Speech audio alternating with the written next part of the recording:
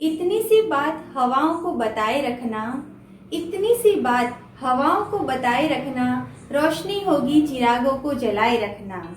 लहू देकर की है जिसकी हिफाजत हमने, ऐसे तिरंगे को, ऐसे देश को हमेशा अपने मन में बसाए रखना। इन देशभक्ति की पंक्तियों को पढ़कर आपके मन में, आपके अंदर एक जोश जागृत होता है, देश के लिए कुछ करने का जज्बा पैदा होता है। तो प्यारे बच्चों, नमस्कार। कैसे हो आप लोग और आप लोगों की पढ़ाई कैसी चल रही है?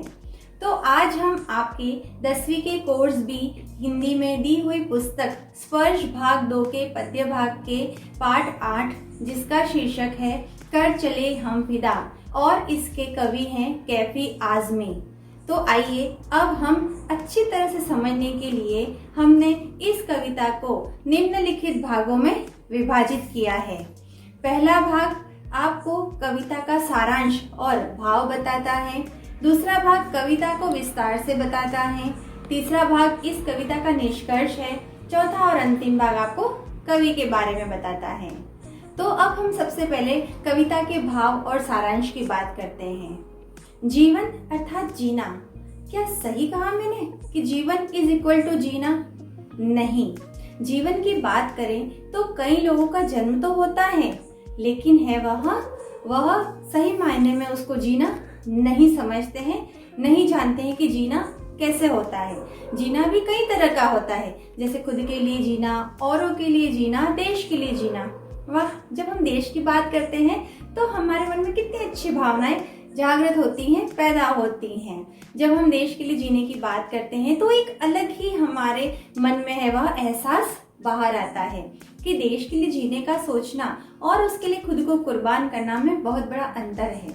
ठीक है बच्चों, तो अगर हम सैनिकों की बात करें तो आम लोगों को, मुझे, आपको और आपके परिवार सब चैन की नींद तभी सो पाते हैं जब सैनिक हमारी रक्षा के लिए सीमा पर अर्थात बॉर्डर पर दुश्मनों से लड़ रहा होता है। वो वहाँ हमारे लिए लड़ रहे हैं क्योंकि वो हमें बचा रहे हैं, तो हमारा भी उनके प्रति कुछ फर्ज होना चाहिए।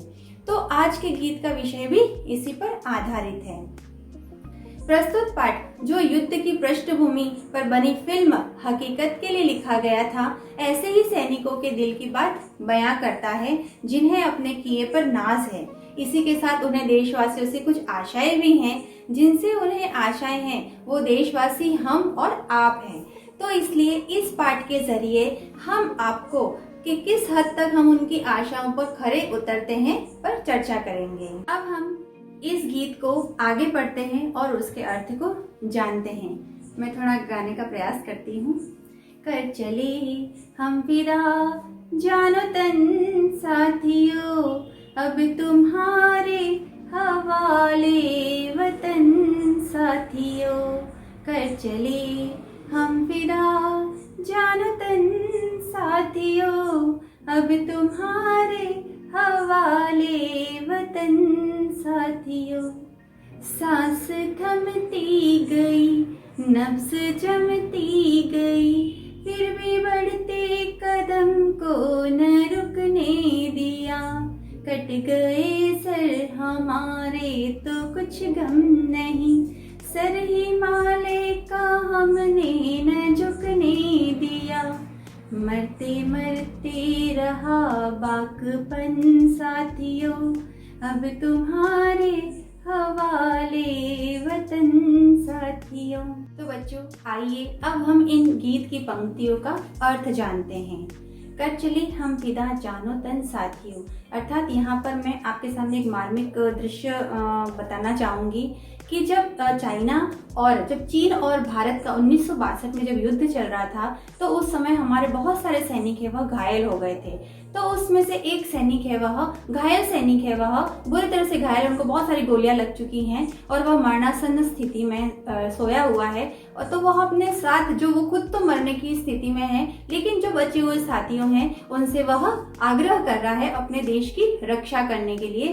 तो वह कह रहा है, कर चले हम फिदा जानो तन साथियों, अब तुम्हारे हवाले वतन साथियों। वो कह रहा है कि मैंने और जितने भी सैनिक है जो कि मर रहे हैं, हमने हमारी जान है वह देश को बचाने के लिए, देश को है वह दुश्मनों से बचाने के लिए हमने है वह हमारी जान को कुर्बान कर दिया है। अब तुम्हारे हवाले वतन साथियों। अब आगे है वह तुम्हें अपने देश का ध्यान रखना है, उसको दुश्मनों से बचाना है। सांस थमती गई, नब्ज जमती गई, फिर भी बढ़ते कदम को न रुकने दिया। अर्थात यहाँ पर सैनिक कह रहे हैं कि जब हिमालय की बात हो रही है, वहाँ इतनी ज्यादा ठंड है कि उस ठंड में उनके शरीर का जो रक्त है, जो लहू है, जो खून है, वह ठंड की वजह से जम रहा है और उस -डिग्री टेम्परेचर में वह सांस नहीं ले पा रहे, तो उनकी सांसें थम रही हैं और उनका खून है वह जम रहा है। फिर भी उन्होंने बढ़ते कदमों को अपना है वह दुश्मनों से लड़ने के लिए, दुश्मनों को दूर भगाने के लिए है वह, दुश्मनों को सेना जो अपना बॉर्डर है उस सीमा के अंदर नहीं आने देने के लिए वह उनके कदम बढ़ते जा रहे हैं, वह उस ठंड की परवाह नहीं कर रहे हैं।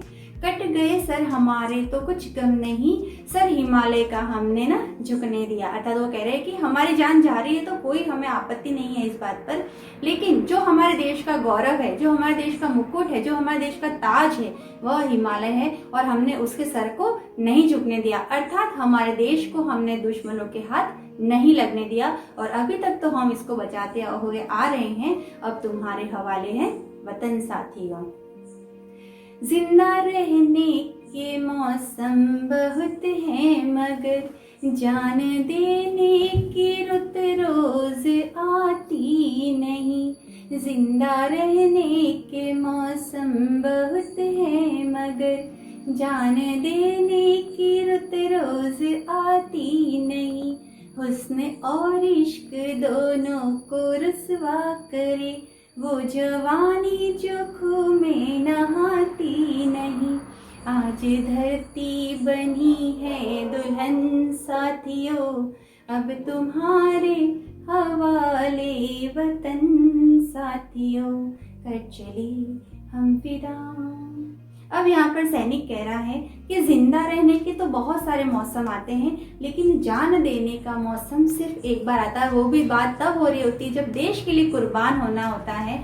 तो हमें वह जीवित रहते हुए हम बहुत सारे काम कर लेते हैं, बहुत सारे मौसम होते हैं, बहुत सारी खुशियाँ होती हैं, लेकिन जब मरना होता है और वो भी देश के लिए, तो वो मौसम हमारे पास बार बार नहीं आता है। फिर आगे कह रहा है सैनिक कि हुस्न और इश्क दोनों को रुसवा करे, वो जवानी जो खूह में नहाती नहीं। अर्थात उनके लिए धरती माता एक दुल्हन के समान है और वह उसको एक दुल्हन की भांति है। वह उन्होंने चारों तरफ जो गोलियां लगी है और उनके शरीर से जो खून निकल रहा है, इस तरीके से उन्होंने पूरी धरती को लाल रंग से रंग दिया है और वो जो चमकीली सफेद बर्फ होती है उसके ऊपर जो खून की बूंदे और जो खून बह रहा है, वह ऐसा लग रहा है कि उन्होंने इस पूरी धरती को दुल्हन के समान सजा दिया है। लेकिन वो कह रहे हैं कि हमारी जो जवानी है वह हुस्न और इश्क अर्थात दोनों को है वह रुसवा नहीं कर सकती, दोनों को खफा नहीं कर सकती। मतलब हमारे देश के लिए जो हमारा इश्क है, जो मोहब्बत है, हम उसको कभी भी है वो नाराज नहीं कर सकते हैं, ना ही कभी उसके ऊपर कोई आंच आने दे सकते हैं। और इस तरह से हमने हमारे लहू से आज इस धरती को दुल्हन के समान लाल रंग के कपड़ों में है वो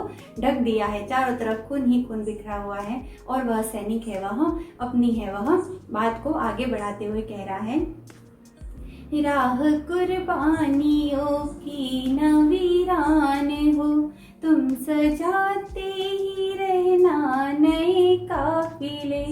फतह का जश्न इस जश्न के बाद है, जिंदगी मौत से मिल रही है गले।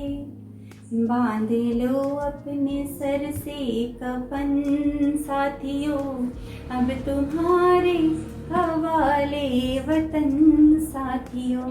अर्थात यहाँ पर है वह सैनिक कह रहा है कि जो ये राह है, राह अर्थात जो हमारे देश को बचाने के लिए जो क्रम चल रहा है कि आज है वह एक सैनिक मरा, फिर उसकी जगह दूसरा आ गया, दूसरा मरा तो उसकी जगह तीसरा शहीद हुआ, तो तीसरे की जगह चौथा शहीद हुआ। हम यहाँ सैनिकों के लिए शहीद शब्द का प्रयोग करेंगे क्योंकि वो हमारे देश के लिए, हमारे लिए लड़ रहे हैं, तो वो शहीद हो रहे हैं, हमारे लिए वो शहीद हो रहे हैं। तो यहाँ सैनिक है वो कह रहे हैं कि है वह हमारे मरने के बाद, हमारे शहीद होने के बाद ये न हो कि इस देश को बचाने के लिए सैनिक खत्म हो जाएं। तो हम चाहते हैं कि नए नए सैनिक है वह सेना में भर्ती होते रहें और इस राह को अर्थात दुश्मनों से लड़ने के लिए हमारे देश के सैनिक है वह लगातार है वह कुर्बानियां देते रहें, लेकिन दुश्मनों को कोई ऐसा अवसर ना दें कि वह हमारे देश के अंदर कदम भी रख पाए।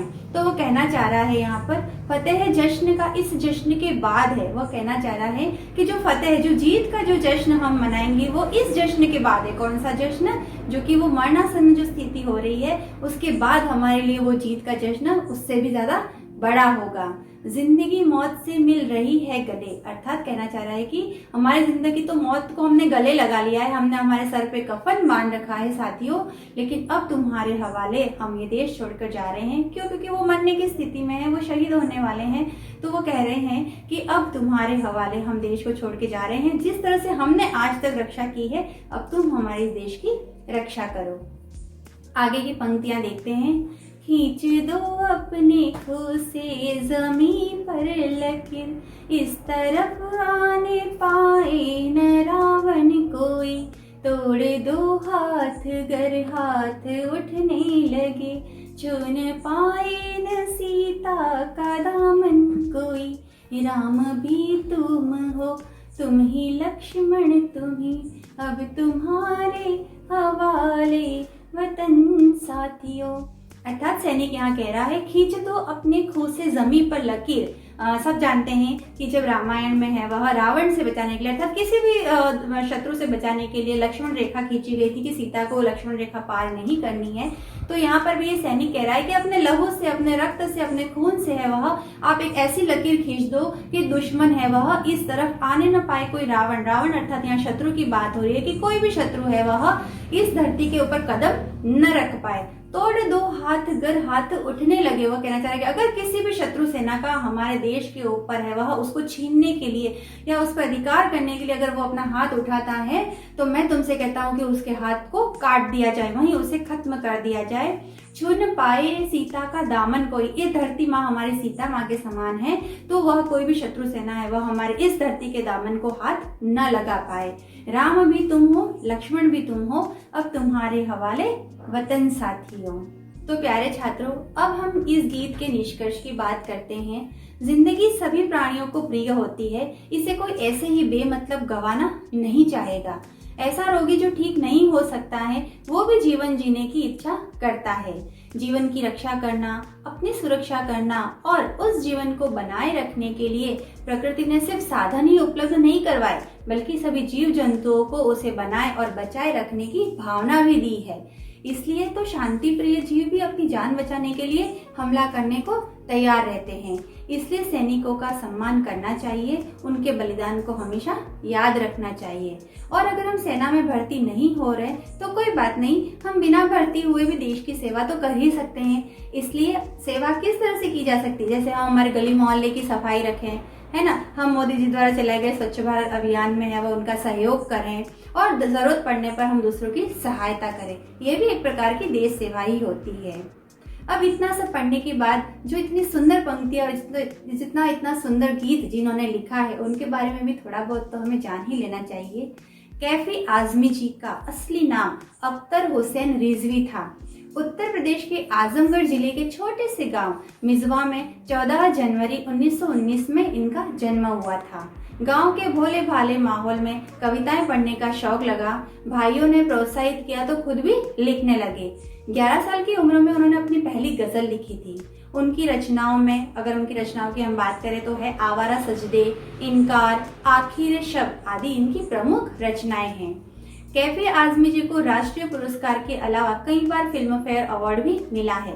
1976 में भारत सरकार ने उन्हें पद्मश्री से सम्मानित किया था।